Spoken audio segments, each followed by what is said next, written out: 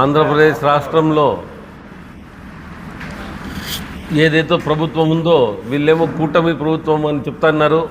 నేనైతే ఇది కల్తీ ప్రభుత్వం అని చెప్తున్నా. వీళ్ళ ఆలోచనలు కల్తీ ఉన్నాయి. ఏదైతే వైఎస్ఆర్సీపీ ప్రభుత్వంలో శ్రీవారి లడ్డూలో కల్తీ జరిగిందని పదే పదే చెప్పుకొని వస్తున్నారు. అత్యున్నత న్యాయస్థానం సుప్రీంకోర్టు కానీ అలాగే సిబిఐ సిట్ వీళ్ళందరూ క్లీన్ చిట్ ఇవ్వడం జరిగింది. ఇది పుచ్చుకునేందుకు ఇప్పుడు కొత్తగా పామాయిల్ కల్తీ చేసినారని చెప్తున్నారు. ఏదైతే ఇండియాలో టాప్ ల్యాబొరేటరీస్ ఉన్నాయో దాంట్లో ఈ నెయ్యి టెస్టింగ్ చేయడం జరిగింది. వాళ్ళు క్లీన్ చిట్ ఇచ్చినారు.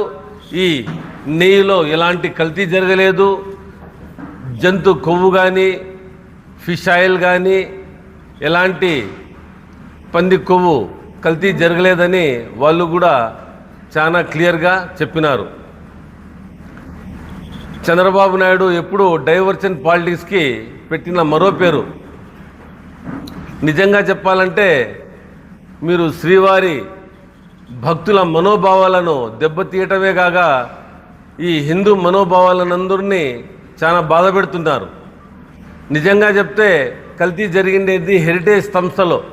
ఏదైతే చంద్రబాబు నాయుడు గారి ఫ్యామిలీ హెరిటేజ్ కంపెనీ ఉందో ఆ పెరుగులో దాని పర్సంటేజ్ తక్కువ ఉందని ఒక స్టేట్లో దాదాపు ₹1,00,000 వీళ్లకు పెనాల్టీ వేయడం జరిగింది. 3 రాష్ట్రాల్లో హెరిటేజ్ సంస్థ ఉత్పత్తులు బ్యాన్ చేసినారు. అలాగే ఈ రాష్ట్రంలో కూడా ఈ హెరిటేజ్ సంస్థ ఉత్పత్తులు బ్యాన్ చేయాలని నేను డిమాండ్ చేస్తున్నాను. ఎందుకంటే ఏదైతే 3 రాష్ట్రాలు బ్యాన్ చేసినారో మళ్ళీ ఈ రాష్ట్రంలో కూడా ప్రజలకు నష్టం జరుగుతుందనే కదా లెక్క. కాబట్టి లడ్డులో కాదు కల్తీ జరిగిండేది హెరిటేజ్ ఉత్పత్తుల్లో, ముఖ్యంగా ఏదైతే పెరుగు హెరిటేజ్ అది టోన్ మిల్క్తో చేస్తారో దాంట్లో కల్తీ జరిగిందని, దాంట్లో పర్సంటేజ్ ఆఫ్ ఫ్యాట్ తక్కువ ఉందని కూడా ఏ రాష్ట్రాలు బ్యాన్ చేసినారో అదే అలాగే ఈ రాష్ట్రం కూడా చంద్రబాబు నాయుడు గారు ఆయన ముందుకొచ్చి ఆయన బ్యాన్ చేసి ఈ రాష్ట్ర ప్రజల హెల్త్ గురించి ఆలోచించాల్సిందిగా ఆయన్ని మేము వినవించుకుంటున్నాం. అలాగే ఆయనకి డిమాండ్ కూడా చేస్తున్నాం.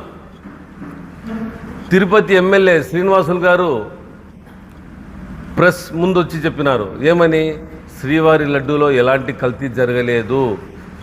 ఏదైతే ఈ ఇండియాలో టాప్ ల్యాబొరేటరీస్ ఉన్నాయో వాళ్ళ నుంచి క్లీన్ చిట్ వచ్చింది, జరగలేదని. అంటే కూటమి పెద్దలు చంద్రబాబు నాయుడు పవన్ కళ్యాణ్ కల్తీ జరిగిందని చెప్తారు, వాళ్ళ ఎమ్మెల్యేలు వచ్చి చెప్తారు జరగలేదు.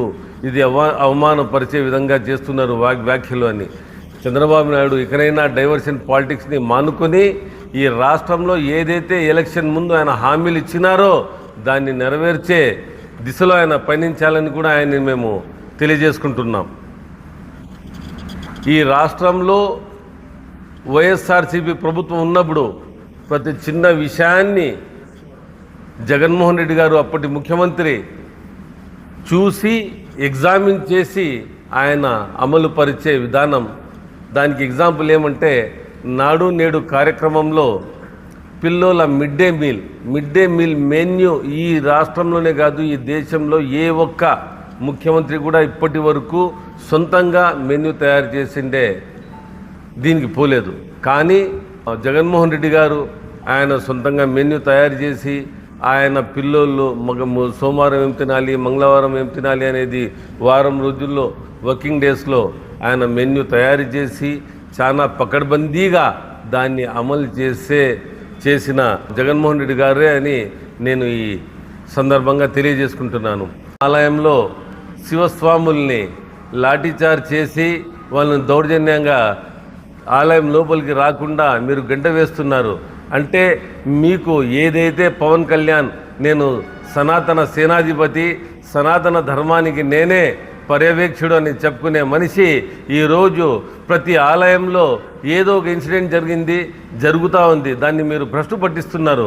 కాబట్టి మీరు ముందుకొచ్చి ఇలాంటివి ఇంకా ఆలయాల్లో ఎక్కడా ఇలాంటివి జరగకుండా ఈ శివస్వాముల్ని మీరు క్షమాపణ చెప్పి వారిని ఆలయంలో వచ్చే విధంగా పవన్ కళ్యాణ్ మీరు ముందుకొచ్చి సనాతన ధర్మాన్ని కాపాడే దాంట్లో మీరు ముందుండి ఇలాంటి అబండాలకు మళ్ళీ నోచుకోకుండా ప్రతి ఒక్కరిని మీరు కూడా మంచి చెప్పండి వాళ్ళకు.